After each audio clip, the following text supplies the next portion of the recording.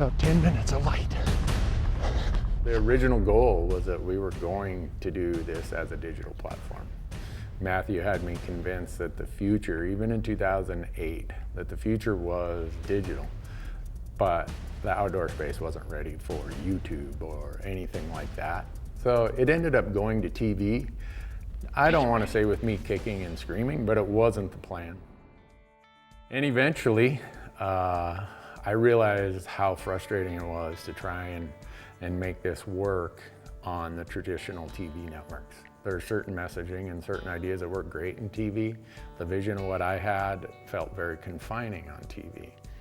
So the summer of 2015, we spent most of a month whiteboarding what a digital strategy would be. And I still remember when I told Matthew, I said, "Do you think this will really work?"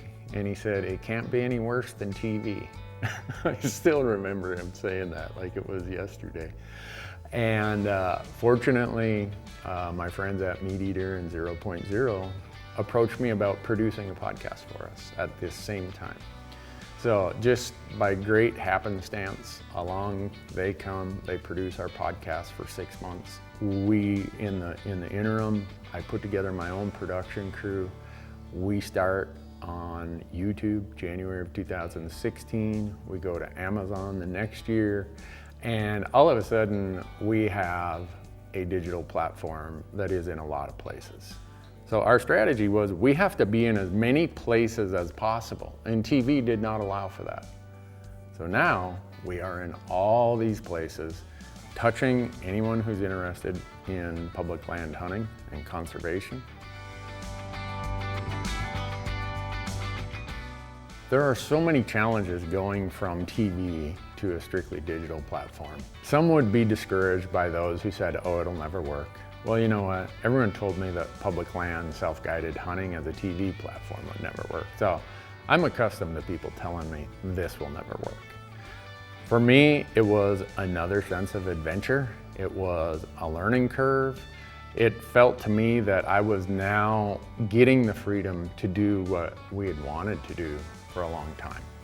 It gave us this connection to you, the audience, that we could never get on TV.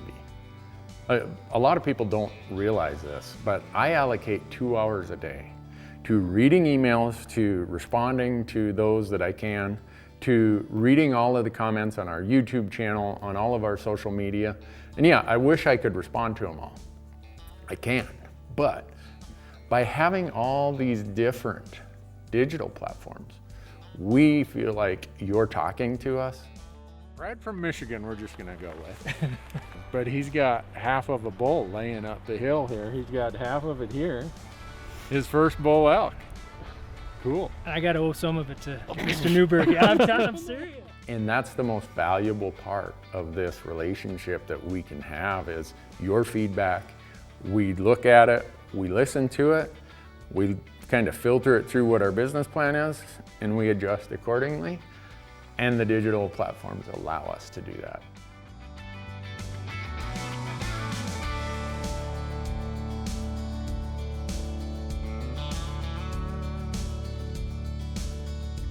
So often people say, well, what's the Fresh Tracks On Your Own Adventures Hunt Talk? What's that universe look like today? And I almost hesitate to talk about it in a static term of today because it's evolving. What it's gonna look like a year from now, 2 years from now is gonna be so much different than what you see today. We know that some of you consume content on YouTube. So you go to Randy Newberg Hunter, there's the YouTube channel. We know some of you like podcasts that are very generalist in the hunting space and talk about conservation and public land. So we have the Hunt Talk Radio podcast. We also have the Elk Talk podcast that I co-host with Corey Jacobson. That's specific to elk hunting. We have a Hunt Talk forum, and some people would probably say, oh, forums are old school. Well, they kind of are, but our Hunt Talk forum has some of the most informed, educated, the experts in this stuff out there talking about topics relevant to public land. And then we've got, all the other social media stuff that's out there, Instagram, Facebook, all of that. We have our website, Randy Newberg Hunter. And we've tried to build this really large email database organically. and we protect it. We never rent it out. We never quote unquote sell it. Your emails to us is like that gold. It's that trust where you've said, Randy, you've proven that I can trust you. I'm going to give you my email. Without your feedback, without the loyalty that all of you have shown, this operation would be kaput. It would be gone. It would have never made it to this point. And that's probably what I feel most accountable to is all of you.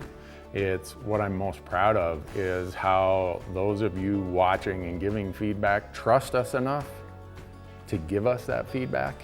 And going forward, there's no way we're going to be able to accomplish all the things we have in our plans without trying our best to continue that loyalty, the trust you've placed in us. We have to honor that and respect that. And it is paramount to every one of these strategies we have.